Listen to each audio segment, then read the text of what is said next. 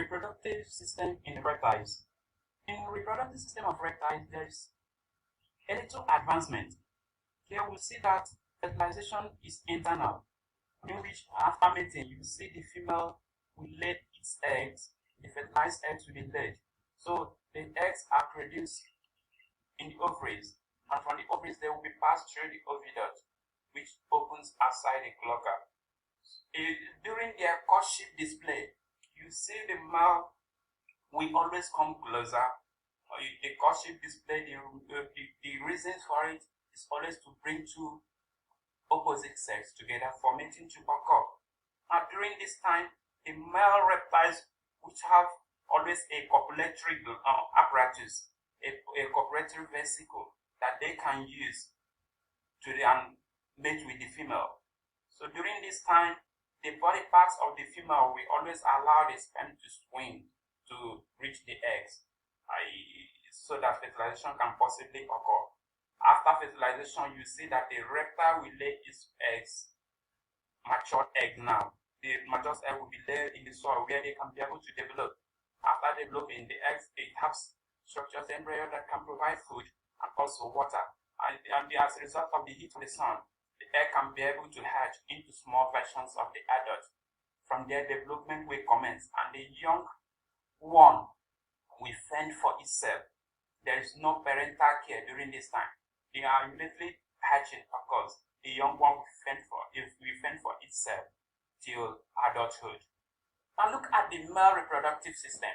If you look at the male reproductive system of an agama lizard, an agama lizard has two ovoid testes, just as you can see here. They are located at the abdomen.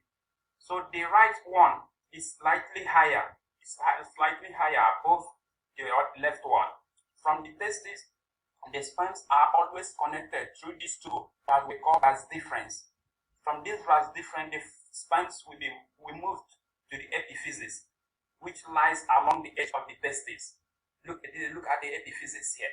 Now, after the sperms cells are finally passed out, if they are finally passed out into the epiphysis, they will be moved into a long two protrusible penises.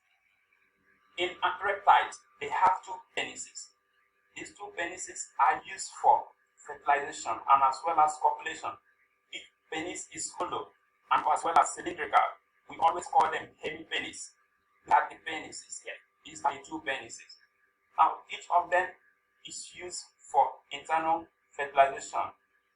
But at times, you will see some of the reptiles, like when we talk about snakes and some lizards, they can, even though that they have these two penises, but they can only use one during mating, although that they possess the two. But if you look at the female reproductive system, the female reproductive system also has two ovaries that are located at the same region, at the abdominal region too. So these eggs are released from the ovaries into abdominal space, where with the help of the ciliary movements, the egg can move from that place to the oviduct. From the oviduct, abdomen and shells are deposited onto the eggs. So the oviduct will open. It will open at the posterior end of the ureters. At the ureters here, if you look at it, if the oviduct opens, it will allow the egg to move to the posterior part of the ureters. During copulation, the protrusible penis, which is these heavy penises, it will copulate. It will be able to enter into the cloaca, thereby through that opening it can be able to discharge its seminal fluid. The seminal fluid always contains the sperm inside it, thereby enabling fertilization to occur internally. Here we can see that fertilization occurs internally, not externally. Let's look at the next one. Reproductive system of birds. In birds, we can see that the male reproductive system of birds have two large testes. These large testes are always attached to the outer edge of the kidney. And the vas deferens, there is presence of a vas deferens which leads from its testes. Its testes has a vas deferens that leads along. Now the birds generally, they don't have penis. the male birds, generally they don't have penis.